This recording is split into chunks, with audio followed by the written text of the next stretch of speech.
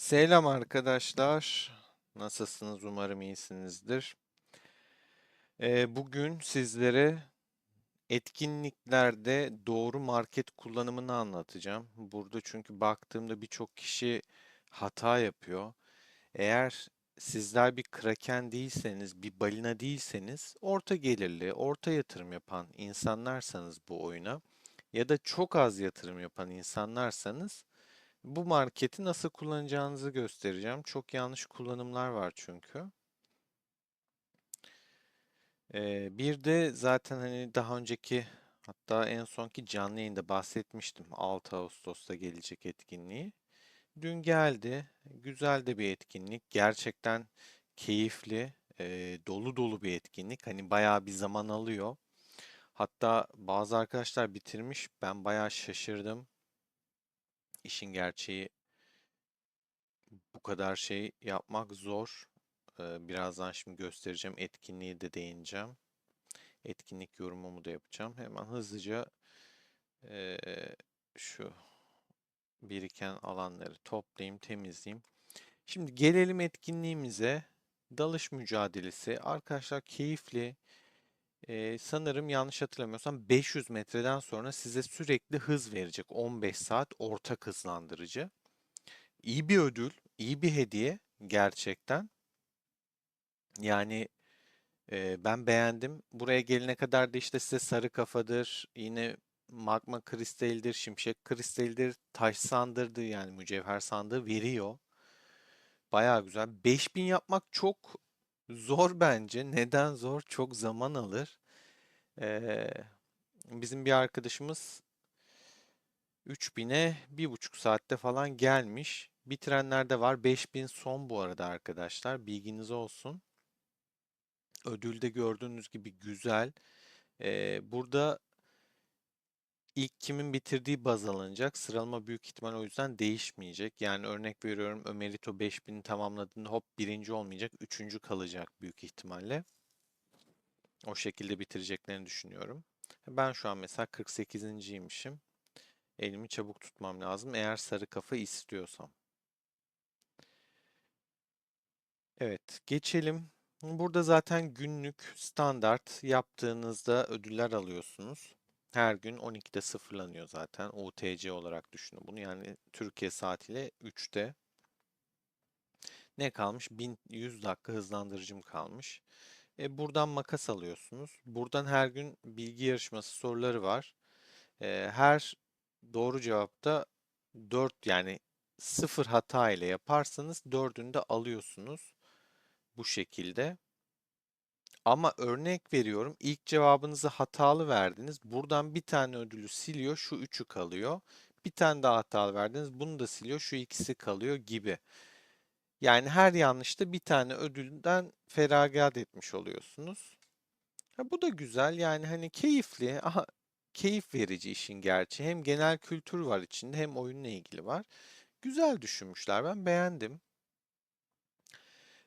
Ama size tavsiyem oyunun birinci yılını doldurmasına az kaldı arkadaşlar. Bunu en son canlı yayında konuşmuştuk zaten. İzlemeyenler varsa canlı yayını izlesinler. Pazar sohbetiydi galiba yanlış hatırlamıyorsam ya da bir spontane bir canlı yayın daha yapmıştık. Tam hatırlamıyorum işin gerçeği hangisi. Şu anda da bakıp zaman kaybetmek istemiyorum. Onun dışında marketi göstereceğim size. Kullanımını. Yeni kahramanlar 5. sezon kahramanları belli oldu bu arada. Onlara ayrı bir video çekmeyi düşünüyorum işin gerçeği ama beni de biliyorsunuz hani test etmeden tam oturtmadan kafamda önermeyi sevmiyorum. Oraya değineceğim. Şimdi geçelim. Hemen size bir tane yapayım. Yeni başlayanlar için, ilk aşamalar için bahsediyorum. İşte 10 metre, 20 metre. Bir tane buldunuz ya, bunun mantığı arkadaşlar etrafında çıkıyor. İlerleyen seviyelerde tabii ki yanında çıkma şartı yok ama ilk seviyelerde atıyorum ilk 100 metrede hep yanında çıkıyor. Boş yere hakkınızı makasa harcamayın. Yanından gidin. Bu şekilde yanında dörtlüyü buldunuz. Bakın bitti. birinci seviyeler hep bu şekilde çıkıyor. Örnek veriyorum bir tane buldunuz. Buraya bastınız boş ya buradadır ya burada. Hep etrafına bakın. Mümkün olduğunca ben köşelerden başlıyorum. Var mı diye. İki köşede çıkmadıysa ortadakilerden deniyorum. Şimdi bakın mesela burada boş. Ya bu tarafta bir dörtlü var ya da böyle bir dörtlü var. Ben şurayı denemek istiyorum.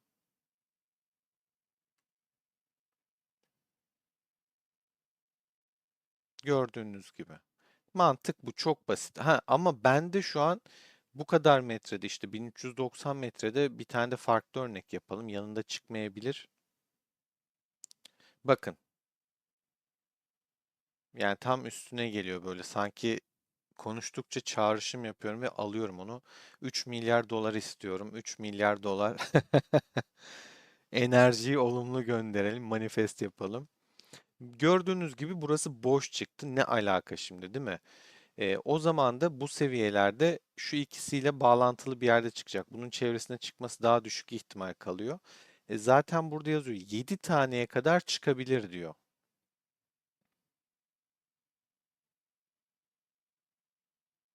Bakın böyle çıktı. Toplam 6 tane çıktı, bitti.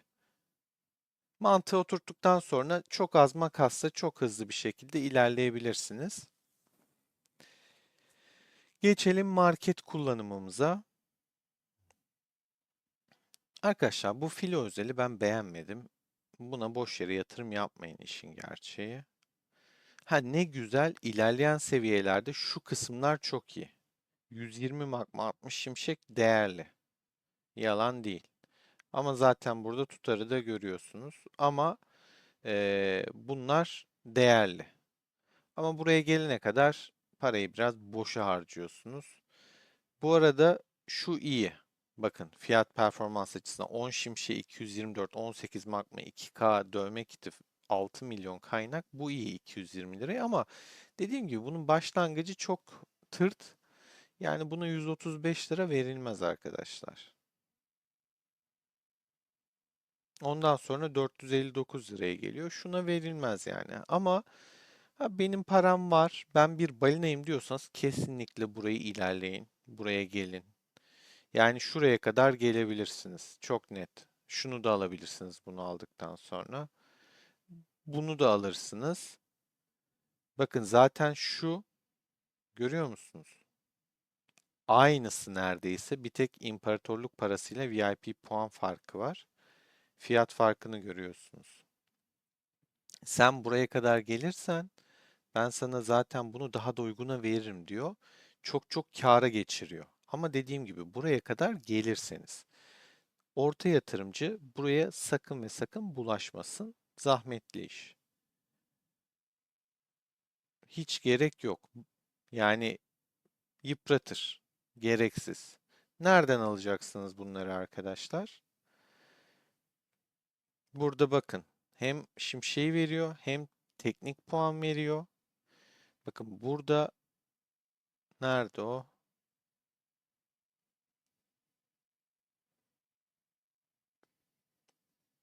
Galiba bunun başında mı vardı? Bir yerde vardı. Tam hatırlayamadım. Taktiği söylüyorum arkadaşlar. Bu etkinlik dün başladı. 4 gün daha sürecek bakın. 4 gün daha sürecek. Bugün izliyorsanız ilk iki paketi alıyorsunuz. 40, 80, 100. Ben 3 tane almışım. 2 tane almanız da yeterli. Çünkü belli bir yerden sonra yetmeyecek. 2 tane alıyorsunuz, bırakıyorsunuz. 2 tane alıyorsunuz, bırakıyorsunuz. Bunu buraya kadar geldiğinizde bu zaten sıfırlanmıyor. Nereye geldiyseniz orada kalıyor her gün. Ben kaç tane aldım bilmiyorum. Burada kaldı. Bunu kahraman gelişimine ihtiyacınız varsa devam edebilirsiniz ama yoksa almayın. Buradaki sadece ilk paketlerde yine verdiği hızlandırmalar beceri parşömeni uygun, iyi. O yüzden ilk iki paketi alabilirsiniz. Burada da şöyle bir avantaj var. Ben dün buradan iki tane aldım. Arkadaşlar burada mesela 2000 diyor. Ne aldım? Ben dün şimşek kristali aldım buradan. Ee, 1000 puanla 30 şimşek kristali artı sarı kafa aldım yanlış hatırlamıyorsam. Yani kaç tane adetten hatırlamıyorum. Yoksa sarı kafayla şimşek kristalini biliyorum. Bunu da bu tabii ki şeyi almıyorsunuz. Diyorsunuz ki pazarlık yap diyorsunuz. Dünyaya atın örnek veriyorum. Bunu 4K'dan almayacaksınız. Bunun mantığı bunu pazarlıkla düşürüp destek alıp en uygunu almak. Pahalı gibi görünüyor ama içeriğinde bazen çok güzel fırsatlar denk geliyor. Mesela birlik 450 liraya 30 tane şimşek kristali artı sarı kafa aldık mesela dün. Şuradan bakıyorsunuz 30 şimşek kristali çok değerli bu arada. Sarı kafa da değerli biliyorsunuz. Örnek veriyorum 12 şimşek kristali. Yani burada magma da olduğu için tam doğru şey vermiyor. Ama ekonomik açıdan bazen uygun denk gelebilir bazı şeyler. Bilginiz olsun. Ha, çok karlı mı? Kesinlikle değil. Ama çok ihtiyacınız olan bir şeyi uygun bir şekilde yakalarsanız alabilirsiniz. Mesela kaliteli de güzel ama aşırı yüksek. Şunu da bir pazarlıkta düşürteyim. Bakayım nereye kadar gidecek. Bu zaten Allah'ın emri. Açacaksınız arkadaşlar. En avantajlılardan bir tanesi bu.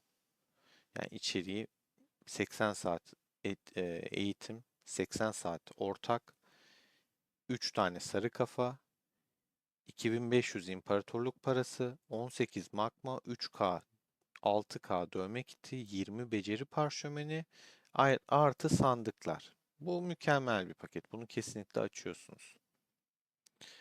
Harcadıkça zaten etkinlik temasını kazanıyorsunuz, biliyorsunuz. Bunu da anlatmıştım.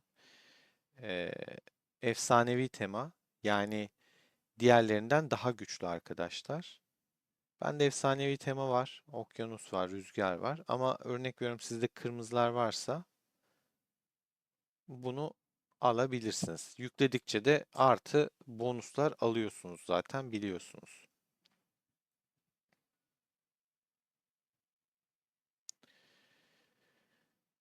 Onun dışında bahsetmiştim yine canlı yayında bundan da temanın nasıl bir şey olacağı. Tema tabii ki hani şey olarak sirk teması çok uygun sirke ama savaş oyununda mantığını bilmiyorum. Ama tatlı mı tatlı böyle değişik bir tema ama hani savaş oyunu bu abi. Hani ne alaka derseniz sizi çok çok iyi anlarım.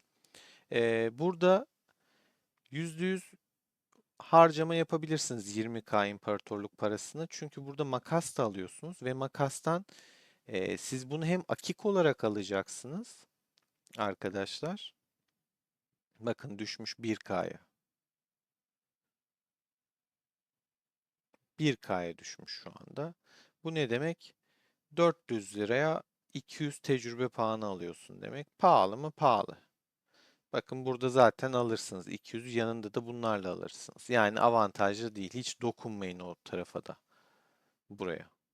Yani ben Şimşek Kristali'yle şeyi avantajlı aldım ama bu istisnaydı. Her zaman öyle bir şey olacak diye bir kaydı yok. Dokunmayın yani. Genelde hep kazık oluyor. Hemen kıyaslayabiliyorsunuz zaten. Şimdi dönelim buraya. Buradan obsidyeninizi aldınız, harcamalarınızı yaptınız, aki'nizi elde ettiniz. Biriktirebilirsiniz arkadaşlar. Yeni başlayanlar için hatırlatıyorum. Bunlar yok olmuyor. Bir sonraki etkinlikte akikleriniz kalıyor. Bilginiz olsun, içiniz rahat olsun. Saklayabilirsiniz. Bir sonraki tema başka bir tema gelirse onu alırsınız. O şekilde harcama yaparsınız. Niye harcayın diyorum?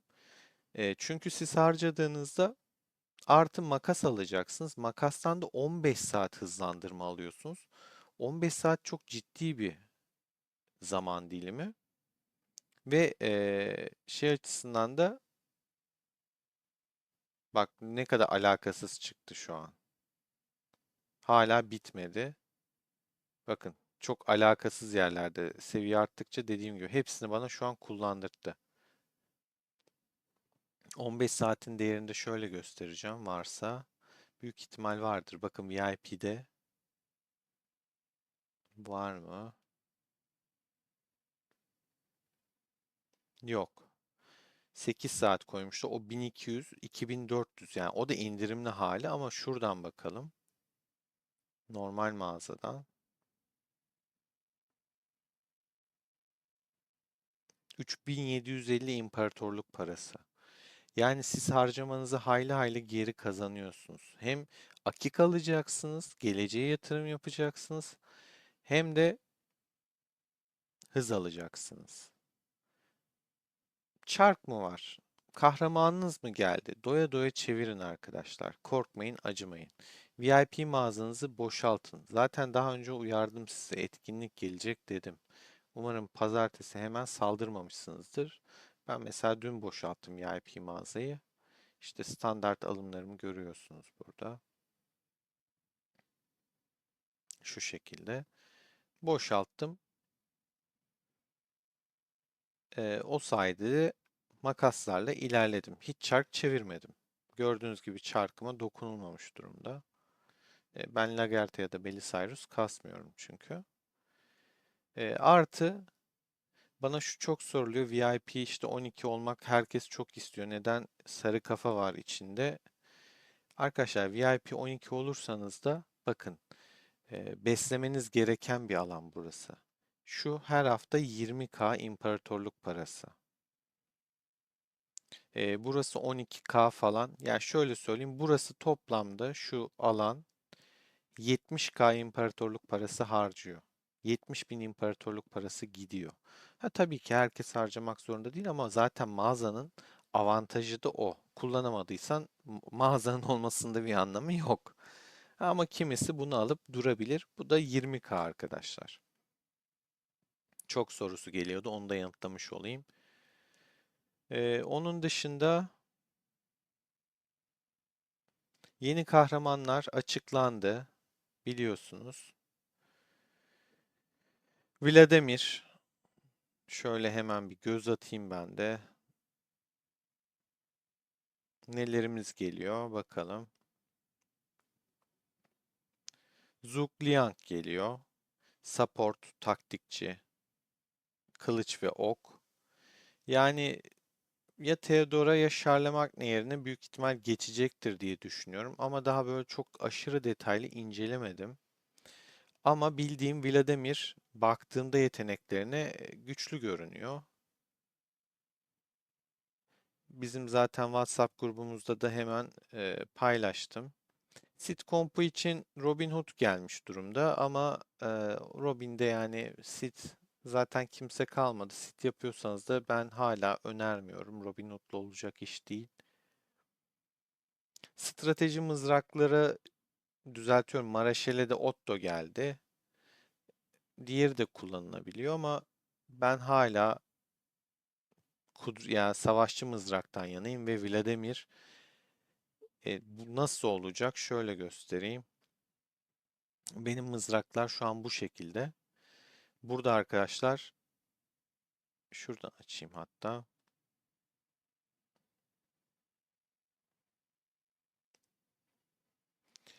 Ortaya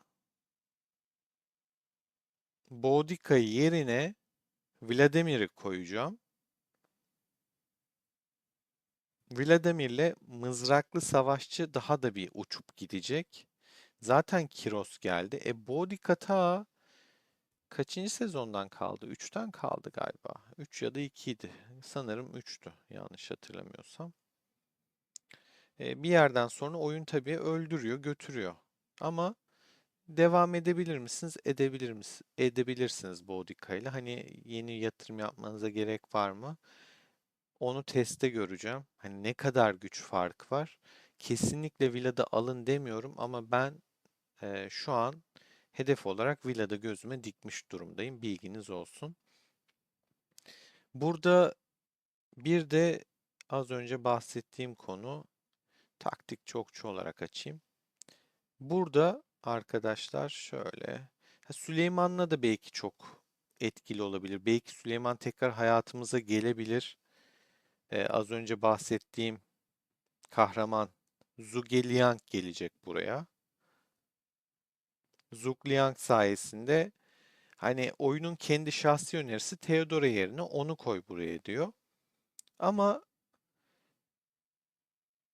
İşte onun yeteneklerine baktığımda mesela şöyle bir açayım Theodora'yı.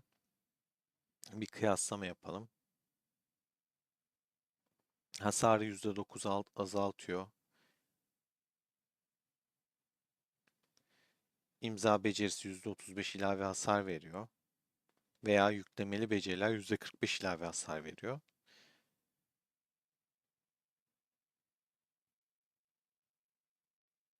%30 yine hasar azaltıyor. Bu yan yetenekleri kendiniz seçiyorsunuz. Peki bu Zhuge Liang'ın imzası ne? O da savaşa girdikten sonraki ilk 18 saniye boyunca birliğin aldığı hasarı azaltıyor. 12 saniye, bakın 12. Daha sonra bu bonus azalıyor. Yok olur demiyor, azalıyor. Her 3 saniyede bir de 1 saniyeliğine kimen haline girip bu sırada alınan kudret beceri hasarını doğrudan azaltıyor ve birimleri yenileme ihtimali oluyor. Yani daha fazla hasar azaltıyor Theodora'ya göre. Üstüne birimleri de yenileme ihtimali oluyor. Ana komutan olarak kullandığında buradaki yeteneği de taş nöbetçi labirenti. Birliğin aldığı hasarı azaltıp kimin haline girip bu süre boyunca alınan kudret becerisi hasarını doğrudan azaltıp 6 saniye sürüyor. Ama ana komutan olarak kullanmayı düşünmüyorum. Yardımcı olarak işte bu Charlemagne ile ikisini kıyaslayıp daha onlara girmeyeceğim çok detaylar. Onları ayrı bir video olarak düşünüyorum işin gerçeği. Bir de Boudica ile şeyin yeteneklerini sizlerle paylaşayım. Görselleri de eklerim buraya olmadı. Biraz zaman alacak ama eklerim sizin için. Nasılsa e, canlı yayın değil. Ekleyeceğim yanına. Vilat'ta da bakın bu normal saldırıdan isabet aldığında 1/4 ihtimal yani %25 ihtimalle saniyede bir defaya kadar karşı saldırı yapıp hedefe hasar veriyor. Ve en yüksek kudrete sahip kahraman da kudretini arttırıyor. Vlad ne yapıyor imzası? En yüksek kudrete sahip kahramanın hasar verdiğinde düşman birliğine kudret hasarı verme ve hedefin savunmasının bir kısmını yok sayma ihtimalin doğuyor. Etkinleştirme ihtimali de %100.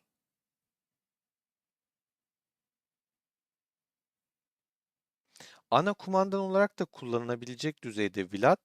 Hiç sizin ana kumandanınız yoksa ya hocam ben Kiros kasmadım, Richard kasmadım, ana kumandanım yok. O zaman ne yapıyorsunuz? Vlad alıp ana kumandan olarak kullanıyorsunuz. Çünkü ana kumandanında güçlü olaraktan geçiyor yeteneği. Birden fazla düşman birliğe kudret hasarı veriyor ve sonraki 6 saniye boyunca da birliğin aldığı hasarı azaltıp kudret hasarını da arttırma ihtimali oluyor. Bilginiz olsun.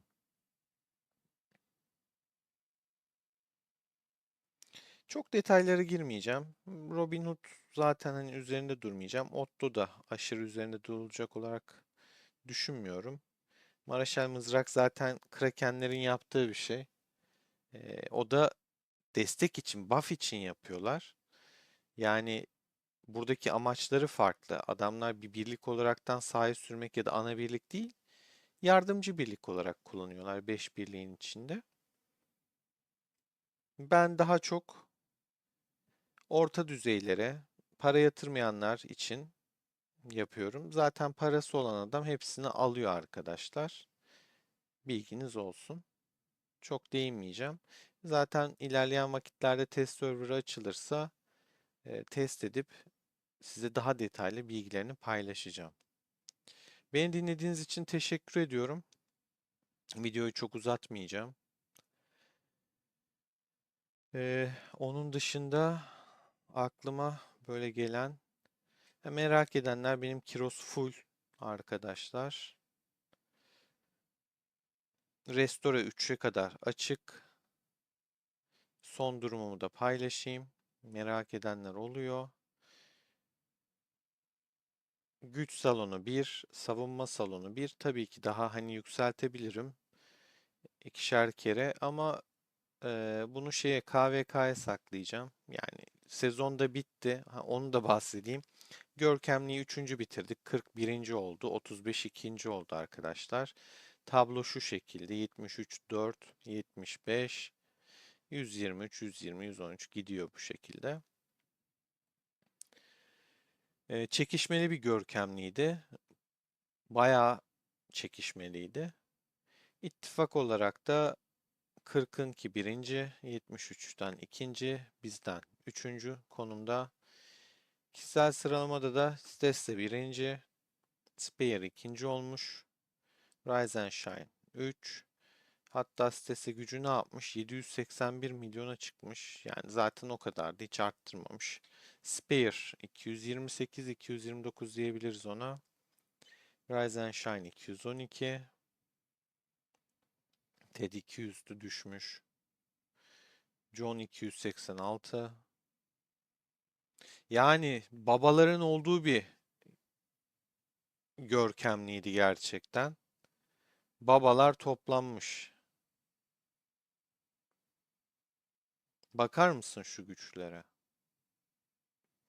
Milletin görkemlisinde böyle yüzler falan olur. 3-5 tane. Bizde 200'den deli gibi var. 300'ü, 400'ü, 700'ü, 800'ü. Ne ararsan var. Angry'de 400'e yaklaşmış.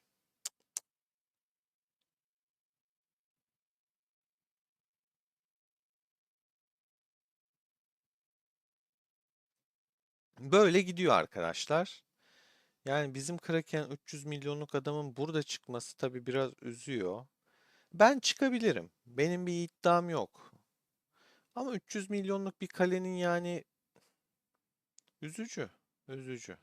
Çok mu gönderme yapıyorum? Arkadaşımızı da üzmeyelim ya.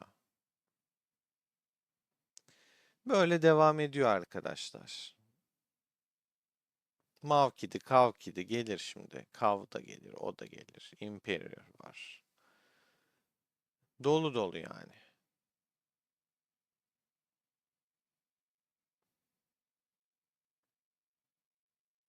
Bakar mısın şuraya?